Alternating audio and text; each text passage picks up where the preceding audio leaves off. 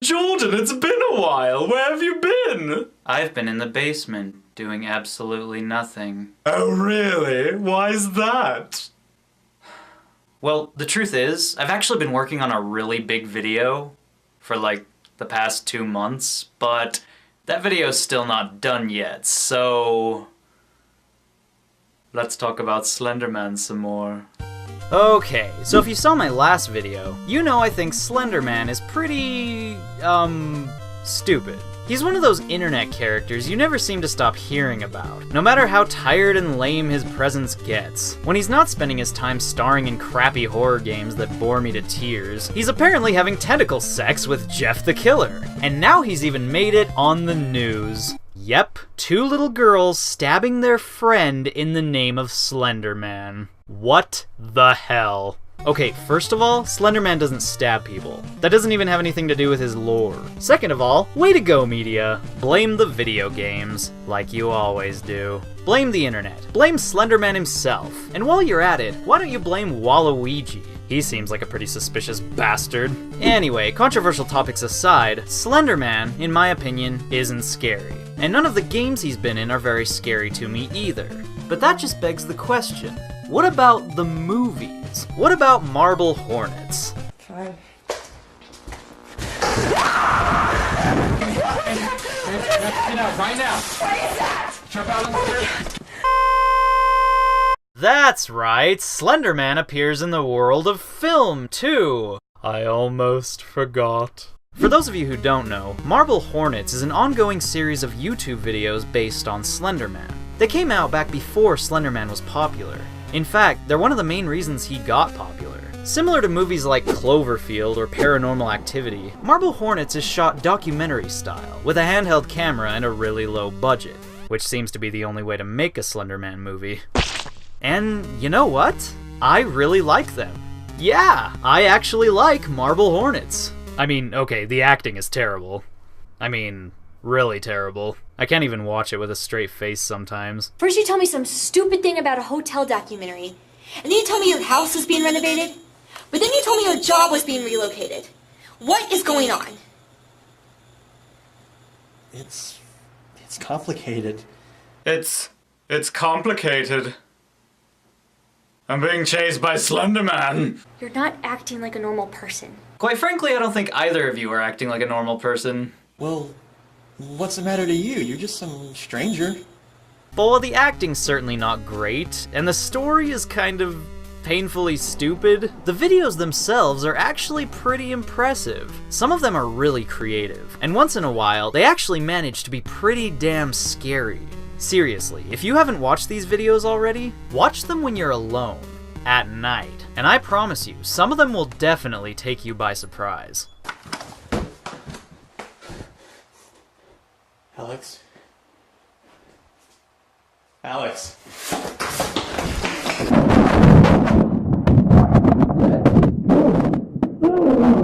What I really love about these videos is that they're completely handmade. They're put together with a really low budget, with very little production value, and with very few people working on them.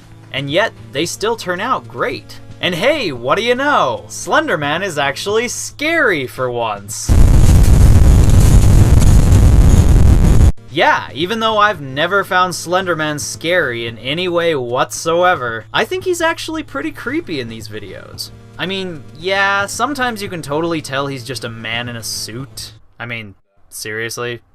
Seriously? But as the videos go on, he becomes more and more real, moving around and doing things with his presence that seem more sinister and strange. They keep his presence relatively subtle, without ever having to revert to cheesy jump scares or constant repetitive actions. And you know what the best part is? They don't even call him SLENDERMAN. Instead, he's referred to as the Operator. The SLENDERMAN in these videos is a much different character than the SLENDERMAN of the internet. He doesn't kidnap children or anything. Instead, he sort of controls people. Any character in the videos who ends up encountering Slenderman usually becomes possessed, going insane and doing things they wouldn't normally do. That's what the guy in the mask is supposed to be. He's Slenderman's puppet, and he's probably the scariest thing in the videos.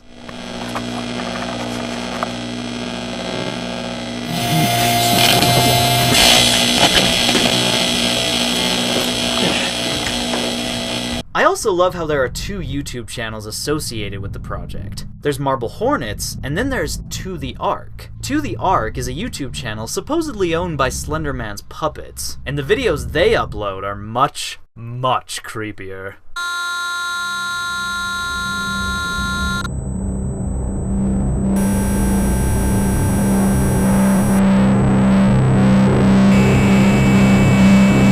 These videos are probably my favorite thing about Marble Hornets. They're freaking delicious. They almost make you feel like you're inside Slenderman's mind or something. The way they're put together is creative and intimidating, and sometimes they're way scarier than the other videos.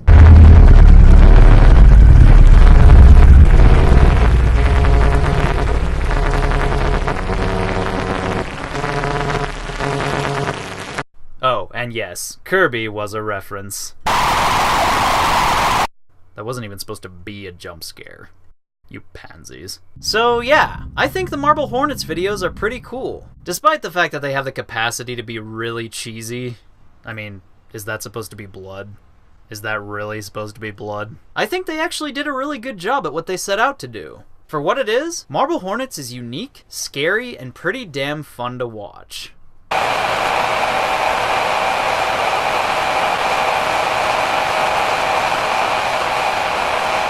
But now, let's not forget, there's also a movie.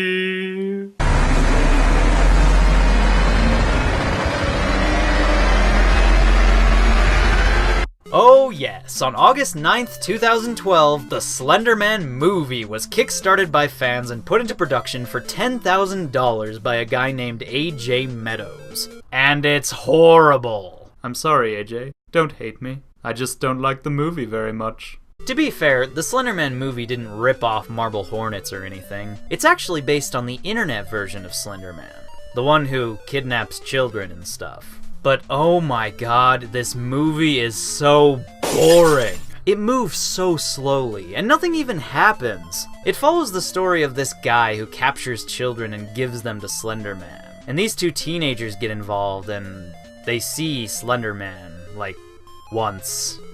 And that's about the most interesting thing that happens. He's only showing up on camera. Let me see.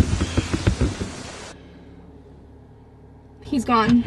The whole movie is basically just people talking. Talking to the camera about their missing child, talking to the camera about Slenderman, talking to the camera about the camera. You're gonna make a documentary about Dad being dead for your class? Yeah. I'm pretty sure that makes you a bad person. Does it? Does it? Yes! You know how much shit I'm gonna get from Uncle Teddy if he sees you? He's not gonna know I haven't. Nobody will. Your acting is so enjoyable, please continue.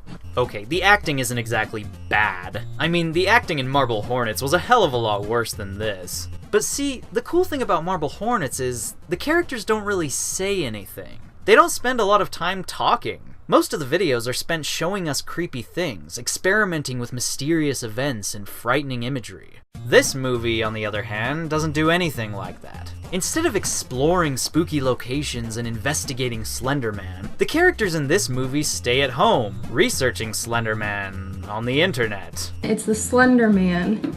He's like this urban legend, I guess, who stalks and kidnaps kids. We get to see some of the children getting kidnapped, but it never really feels scary or convincing.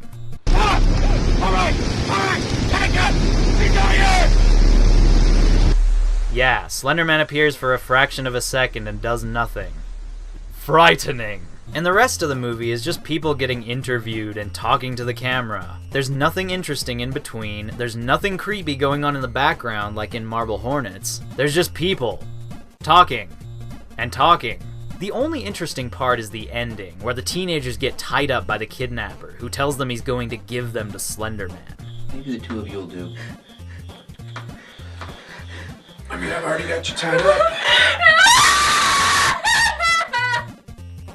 Now, this might actually be a little intimidating if we knew anything about the Slender Man. Tell me, why is the audience supposed to be afraid here? I wouldn't be scared if someone told me they were gonna give me to Slender Man. I would probably just laugh. I don't know anything about Slender Man. I don't know what he does or what he thinks. You know, you're already tied up in a creepy man's basement. Isn't that scary enough? I guess this scene might have worked if Slender Man appeared behind them or something.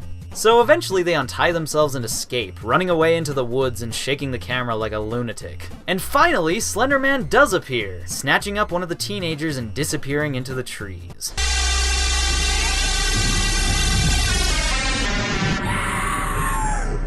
Oh, and of course, it wouldn't be a crappy horror movie without a crappy jump scare at the end.